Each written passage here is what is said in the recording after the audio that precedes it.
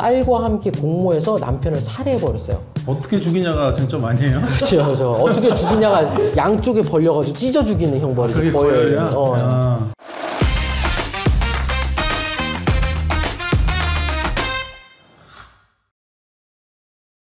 강간에 대한 그런 최초의 기록들 이런 거 좀 이야기해 주시면 좋을 것 같습니다. 우리가 일반적으로 지금은 강간죄라고 하면은 보통 처벌이 어떻게 되죠? 한 3, 4년, 5년 이상도 나올 때도 있지만 3, 4년 나오죠. 아동 청소년 강간, 뭐 장애인 강간 다 달라지긴 하지만 일반 강간 같은 경우는 정말 높게 나와도 5년이란 말이에요. 네.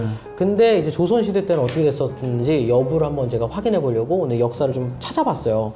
일단은 강간에 대한 최초의 기록 먼저 살펴봤는데 이거 뭐 강간 같은 경우는 너무 역사적으로 깊은 범죄야. 이게 무슨 얘기냐면 신화서부터 계속 나와요. 우리가 흔히 말하는 이집트 신화라든지 수메르 신화라든지 아니면은 진짜 아이들이 많이 보는 그리스 로마 신화는 처음 시작부터 제우스가 강간을 하면서 시작을 하는 정도로. 강간의 화신. 그치, 강간의 화신. 그 뭐 신화는 거의 대부분 여동생 강간하는 게 기본 툴로 시작을 할 정도로 되게 심하게 시작을 하는데 이건 신이니까 처벌을 못했으니까 인간이 그랬을 때는 어떻게 처벌할 건지를 처음으로 그럼 작성했던 곳은 어딘가를 살펴봤더니 이게 기원전 18세기, 17세기 경에 함무라비 법전이라고 있잖아요. 눈에는 눈, 이에는 이라고 했었던. 우리 법학 배울 때 나오잖아요. 함무라비. 그죠. 함무라비 법전 제일 먼저 배우지. 네네. 그때 그 함무라비 법전에 130조인가에 여성을 그 강간한 사람을 이제 사형에 처한다라는 규정이 가장 오래된 법전으로 보이기는 해요. 야, 그러면은 옛날에는 어떻게 형을 좀 처벌을 했었고 옛날에는 혹시 죄가 있었나 해서 제가 조선왕조실록을 한번 쫙 살펴봤거든요. 네. 살펴봤더니 조선왕조실록에 쓰라매 나보고 조선왕조실록에 강간 사건으로 가장 유명한 사건이 하나 있더라고요. 이게 노비가 자신이 모시던 주인의 딸, 어떻게 보면 그 딸도 주인이지. 근데 그 주인을 강간한 사건이 하나 있었어요. 이게 태종 4년, 1404년 2월 27일 날 한양에서 발생한 사건이었는데 이때 당시 한양의 판사로 있었던 이자지. 이름이 자지예요. 판사가 이자. 판사가 자지인데 이자지라는 판사한테 딸이 네. 셋이 있었는데 네. 맏딸이 내은이. 그래서 우리가 내은이 사건이라고 불러요. 내은이가 그때 당시 16세. 내은이가 16세인데 아직 시집을 가지 않은 상태였다고 하더라고요. 근데 아버지랑 어머니가 연달아서 사망을 하세요. 내은이가 이제 밑에 있는 두 동생을 이제 완전히 건사를 해야 되는 어떻게 보면 소녀 가장이 된 상태였었는데 이 당시 소녀 가장이 된 상태에서도 3년상을 치러야겠다라고 이제 3년상을 준비하고 있었던 상황이었어요. 그런데 이때 집안의 살림을 사실상 다 정리하고 있었던 노비가 실구지라는 그 형제가 와가지고 자신의 주인이지 내은이한테 물어봐요. 아니 여기 이렇게 따로 사는 거는 너무 힘드니까 차라리 나랑 같이 내려가가지고 우리 고향에서 삽시다. 그러면은 제가 뭐 밥도 해주고 주인을 좀 모실 수 있지 않겠습니까? 라고 했더니 내은이가 당연히 야 우리 어머니 아버지 돌아가신 지 얼마 안 됐잖냐. 이거 어떻게 지금 가냐. 이거 말이 안 된다. 아녀자가 함부로 안방을 넘기는 게 아니다. 라는 식으로 거부를 해요. 그러니까 이 노비가 건방지게 아니 그러면은 나 이제부터 여기 살림 하나도 안 할 거야. 나 다 버리고 도망갈 거야. 이래버리니까 이제 먹고 살게 걱정이었던 내은이가 동생들 생각해가지고 같이 이제 따라 내려가요. 이제 문제는 이제 도착한 그날 밤에 발생을 했어요. 실구지가 자신의 처남이었던 박지를 방에다 숨겨놓고 내은이를 그 방에 넣어준 거야. 그리고 밤이 딱 되니까 이제 강간을 시작을 한 거지.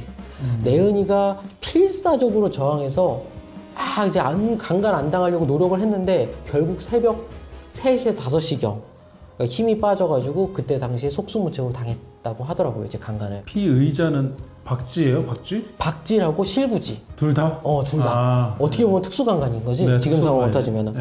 이 사건 당시에도 이미 큰 논란이 됐었던 사건이긴 한데 이때 내은이가 강간을 당하고 나서 가만히 있었느냐? 아니에요. 조선 여성으로서는 하기 힘든 일일 수 있는데 사건이 발생하자마자 바로 서울에 있는 한성부에 달려가서 자신이 강간을 당했다. 그리고 강간을 했던 놈이 실구지랑 박쥐라는 내 노비다. 라고 얘기를 해요. 당연히 바로 이제 포졸들이 가서 체포를 해왔고 조사를 해보니까 실제로 실구지랑 박쥐이 자기가 주인집 딸이었던 내은이를 강간했었다라고 얘기를 했었던 사건이었어요. 이때 형량은 어떻게 나왔을까를 한번 찾아봤어. 어떻게 나왔을 것 같아요? 조선시대는 뭐 그냥 죽이는 거겠지. 그치. 어떻게 죽이냐가 쟁점 아니에요? 그렇죠. 어떻게 죽이냐가 때려 죽이냐고 어떻게 죽이냐고. 조선시대 사형은 보통 교수형이 제일 기본적이었고 참형도 있었고 그 다음에 더 심각한 경우에는 능지처참형이라는 것도 있고 거열형이라는 것도 있었어요. 거열은 뭐냐면은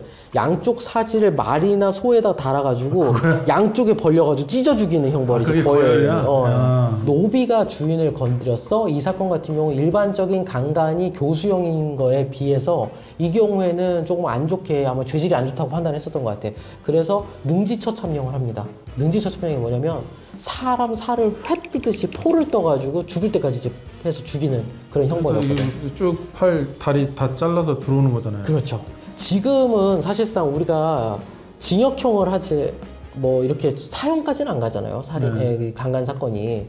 진짜 옛날 시대 때는 확실히 형량이 되게 높았다라는 걸 좀 알게 된 뭐 기회이긴 했었습니다. 근데 이제 거기서 궁금한 게 조금 더 나아가. 우리는 이제 강간 미수 같은 경우도 사실 2년, 3년 하잖아. 그죠? 네. 근데 그러면 조선시대 때 미수도 분명히 있었을 텐데 강간 미수는 어떻게 처벌했을까? 한번 살펴봤어요. 그때는 있어.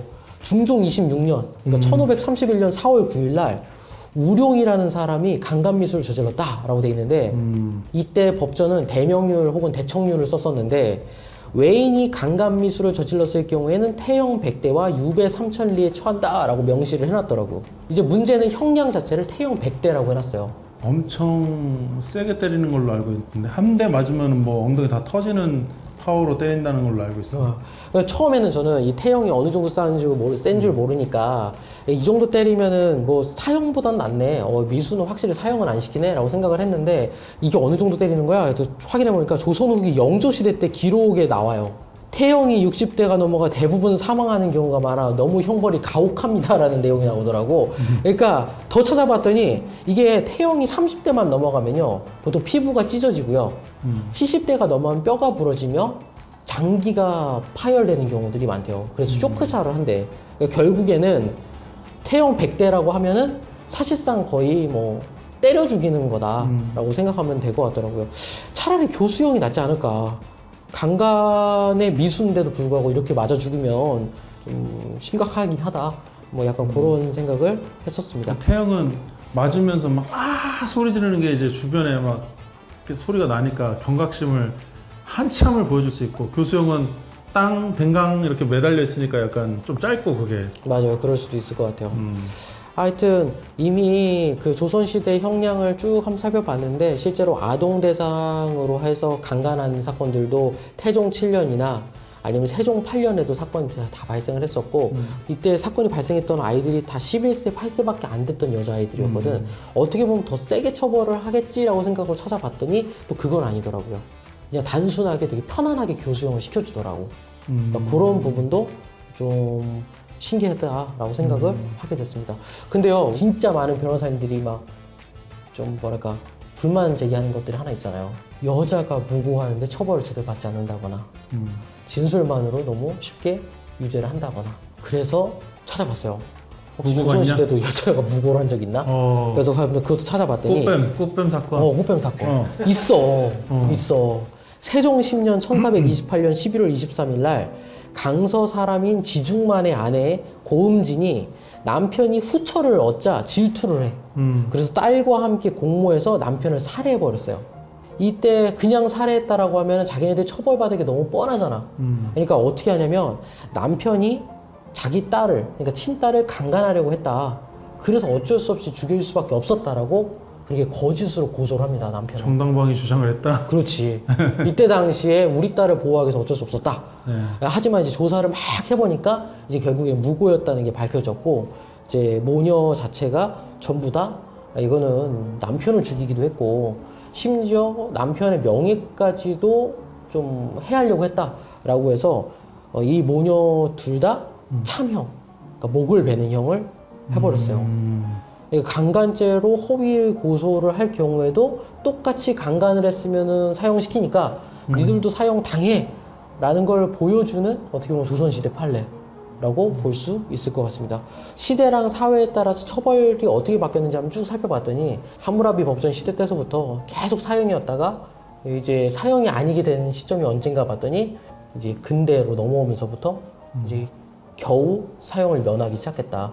그 정도로 중요한 범죄로 보아왔었다 예, 이런 부분을 좀 찾아볼 수 있었던 것 같아요. 강간의 역사에 대해서 간단하게 한번 오늘 알아보는 시간을 가져봤습니다. 예, 만약에 반응이 좋다고 하면은 제가 이제 다른 범죄들도 한번 쭉 찾아가지고 이렇게 한번 나열을 해보려고 하는데 모르겠어요. 일단은 반응 좀 보고 결정하겠습니다. 예. 들을만 했어요.